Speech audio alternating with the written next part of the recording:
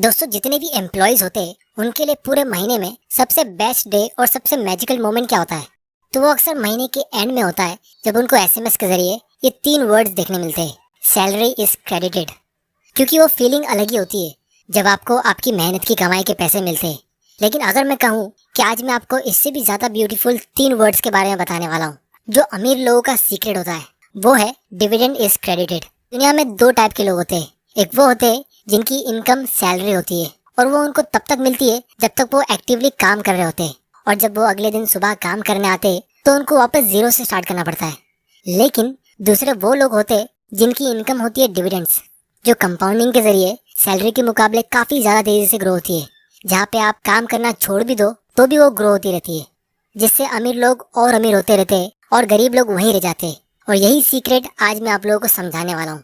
तो दोस्तों, आज की वीडियो में हम ये 4 चीजें डिस्कस करने वाले हैं। सबसे पहले कि ये डिविडेंड्स और डिविडेंड इन्वेस्टिंग स्ट्रेटेजी होती क्या है। फिर हम ये पता लगाएंगे कि आप डिविडेंड पेइंग स्टॉक्स कैसे ढूंढ सकते हो। फिर मैं आपको इसका एक रियल लाइफ एग्जांपल बताऊंगा कि कैसे आप इसके थ्रू जल्दी फाइनेंशियल फ्रीडम अचीव कर सकते हो। फिर हम इसके प्रोज और कॉन्स को डिस्कस करेंगे। तो सबसे पहले हम ये समझने की कोशिश करते हैं कि डिविडेंड्स होते क्या है। तो दोस्तों, स्टॉक मार्केट में 2 टाइप के स्टॉक्स होते हैं। एक होते हैं ग्रोथ स्टॉक्स और दूसरे होते हैं डिविडेंड स्टॉक्स। तो जब भी कोई कंपनी प्रॉफिट अर्न करती है तो उस कंपनी के मैनेजमेंट के पास 2 ऑप्शंस होते हैं। या तो वो प्रॉफिट रिटेन कर ले और उस बिजनेस में री इन्वेस्ट कर दे फ्यूचर अपॉर्चुनिटीज के लिए, जिससे उस कंपनी के शेयर का प्राइस ऊपर जाता है। वरना अगर कंपनी को उस पैसों की जरूरत नहीं है, क्योंकि वो कंपनी के पास ऑलरेडी बहुत सारा कैश जमा हो सकता है और वो उसे कहीं अच्छी जगह ग्रोथ के लिए इन्वेस्ट नहीं कर पा रही, तो कंपनी ऐसे टाइम में डिविडेंड्स पे करती है। तो इससे हमें ये पता चलता है कि स्टॉक मार्केट से हम एक नहीं बल्कि 2 तरीके से पैसा कमा सकते हैं। एक तो जब आपके स्टॉक का प्राइस इंक्रीज होता है तब, और दूसरा जब आपको वो कंपनी डिविडेंड पे करती है, जो डायरेक्टली आपके बैंक अकाउंट में आता है, जिस तरह आपकी सैलरी आपके बैंक अकाउंट में आती है। तो आपको स्टॉक मार्केट से प्रॉफिट कमाने के लिए और मंथली इनकम लेने के लिए बार बार किसी स्टॉक को बाय सेल करने की जरूरत नहीं है। अगर आप किसी अच्छे स्टॉक को एक बार खरीद के होल्ड कर दो तो बिना कुछ काम किए आप प्रॉफिट कमा सकते हो। तो अब हम ये जानते हैं कि आप ऐसे डिविडेंड पेइंग स्टॉक्स ढूंढ कैसे सकते हो। तो दोस्तों, इसके लिए आप कोई भी स्टॉक स्क्रीनर पे जा सकते हो जहाँ से आपको कंपनी की इन्फॉर्मेशन मिलती है। तो अगर आपको ये ढूंढना है कि कौन सा स्टॉक ज्यादा डिविडेंड पे करता है, तो उसके लिए हम यहाँ पे स्क्रीनर पे आएंगे। फिर हम यहाँ पे निफ्टी 100 सिलेक्ट करेंगे, क्योंकि हमें इंडिया की सिर्फ सबसे बड़ी 100 कंपनीज में से ही स्टॉक को पिक करना है। बहुत सारी छोटी मोटी कंपनीज भी होगी जो डिविडेंड पे कर सकती है, लेकिन छोटी कंपनीज में ग्रोथ अपॉर्चुनिटी ज्यादा होती है। तो हम वहाँ से मल्टी बैगर स्टॉक्स ढूंढ सकते हैं, जिसको मैं किसी और दिन डिस्कस करूंगा। तो ये निफ्टी 100 सिलेक्ट करने के बाद हमें सिर्फ वही कंपनीज देखने को मिल रही है जो 30,000 करोड़ से महंगी हो, मतलब बहुत बड़ी कंपनीज। लेकिन इसके साथ में मैं आप लोगों को एक और चीज बता दूं कि बड़ी कंपनी होने का मतलब ये नहीं कि वो बहुत अच्छी और स्टेबल कंपनी होगी।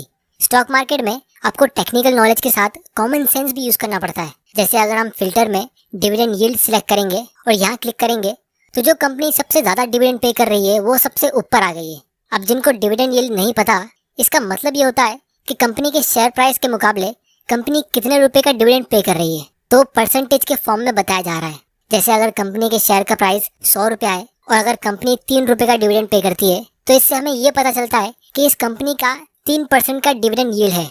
मतलब आप इसको एक हिसाब से इंटरेस्ट रेट समझ सकते हो कि जितना रुपया आप इन्वेस्ट कर रहे हो उस पे आपको कितना % का इंटरेस्ट मिल रहा है डिविडेंड के नाम पे। आपको डिविडेंड के लिए इन्वेस्ट करना ही है, तो इसका मतलब ये नहीं कि आपको आंख बंद करके वो कंपनी चुनना चाहिए जिसका डिविडेंड सबसे ज्यादा है। क्योंकि अगर आप कोई ऐसी कंपनी में भी इन्वेस्ट करते हो जिसका डिविडेंड सिर्फ 1.5% का है और अगर वो कंपनी अच्छे रेट से ग्रो होती है, तो भी आप लॉन्ग टर्म में बहुत अच्छा प्रॉफिट कमा सकते हो और आप डिविडेंड पे रिटायर हो सकते हो। इस चीज का मैं आप लोगों को एक रियल एग्जांपल दिखाना चाहता हूँ। तो दोस्तों, कुछ महीनों पहले एक आदमी ने ट्विटर पे ट्वीट किया था कि उसके किसी फ्रेंड ने ये इन्फॉर्मेशन शेयर की है कि एक इन्वेस्टर है जिसने 2004 में आईटीसी के 1000 शेयर्स खरीदे थे। फिर उसके बाद उसने उसको सेल नहीं किया और कंपनी ने बहुत बार शेयर स्प्लिट किए, बोनस शेयर्स दिए वगैरह वगैरह, जिसकी वजह से अभी उसके पास 45,000 शेयर्स है। मतलब खरीदे थे सिर्फ 1000 शेयर्स, लेकिन अभी 45,000 शेयर्स है। और पिछले साल 2020 में ये इन्वेस्टर ने 4.5 लाख रुपए कमाया सिर्फ डिविडेंड इनकम पे। और फिर इस आदमी ने ये क्वेश्चन भी पूछा कि क्या कोई इसे कैलकुलेट करके बता सकता है कि 2004 में आईटीसी का शेयर प्राइस कितना था, जिससे हमें पावर ऑफ डिविडेंड्स पता चल सके। तो आप लोगों को मैं इसका डिटेल समझाता हूँ। तो दोस्तों, 2004 में आईटीसी का शेयर प्राइस ऑलमोस्ट 1000 रुपए का था। ये इन्फॉर्मेशन मैंने इस कंपनी की 2004 की एनुअल रिपोर्ट से निकाली, क्योंकि अभी इसका प्राइस बोनस शेयर्स और स्टॉक स्प्लिट की वजह से एडजस्ट कर दिया गया है। अब क्योंकि उस आदमी ने 1000 शेयर्स खरीदे थे, तो इसका मतलब ये है कि उसने ऑलमोस्ट 10 लाख रुपीस इन्वेस्ट किया होगा। और अभी उस इन्वेस्टर के पास 45,000 शेयर्स हो गए, क्योंकि कंपनी ने बहुत बार शेयर्स को स्प्लिट किया और बोनस शेयर्स गिफ्ट किए, जैसा कि आप इस चार्ट में देख सकते हो। और अगर आपको ये स्टॉक स्प्लिट और बोनस शेयर्स का कॉन्सेप्ट नहीं पता, तो मैं इसे आने वाले वीडियोस में डिस्कस कर लूंगा। तो पिछले साल ये कंपनी ने 10 रुपया पर शेयर का डिविडेंड पे किया, जिसका मतलब ये है कि इस इन्वेस्टर को 4.5 लाख का डिविडेंड मिला, बिल्कुल जैसा उस आदमी ने ट्वीट किया था।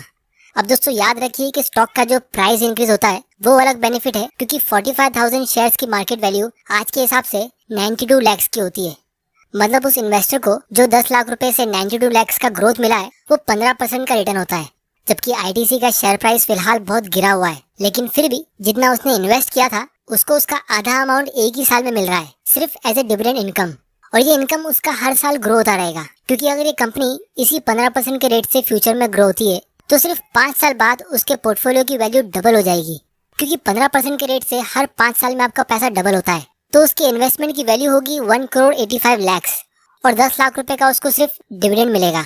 मतलब जितना उसका ओरिजिनल इन्वेस्टमेंट था, उतना इनकम ही उसे हर साल मिलता रहेगा। अब दोस्तों ये तो सिर्फ एक वन टाइम इन्वेस्टमेंट था। इमेजिन करो कि इस इन्वेस्टर ने इन 16 साल में और ज्यादा इन्वेस्ट किया होता, या अपने डिविडेंड्स को री इन्वेस्ट किया होता, तो उसका पोर्टफोलियो कितना बढ़ गया होता। तो दोस्तों अब हम इस स्ट्रेटेजी के प्रोज एंड कॉन्स को डिस्कस कर लेते हैं। तो सबसे पहला और सबसे बड़ा एडवांटेज ये है कि स्टॉक मार्केट से आप अपनी वेल्थ को काफी ज्यादा स्पीड में ग्रो कर सकते हो। अगर आप अपने 20s में कोई हाई ग्रोथ और यंग कंपनी में इन्वेस्ट कर लेते हो, तो जब आप अपनी 30s या 40s में पहुंचोगे, तो वो कंपनी भी मैच्योर हो जाएगी और एक डिविडेंड पेइंग स्टॉक बन जाएगी। और इंडिया में ऐसी बहुत सारी कंपनीज अभी भी है जो फिलहाल ग्रोथ स्टेज में है, और इसीलिए इसमें इन्वेस्ट करने वालों की इनकम भी बहुत ज्यादा हाई रेट से ग्रो होती है।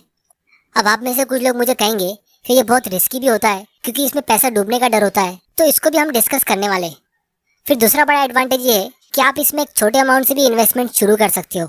एकदम कम एज में, जैसे 18 साल के होने पे ही आप स्टॉक्स खरीद सकते हो और स्टॉक इन्वेस्टिंग सीख सकते हो।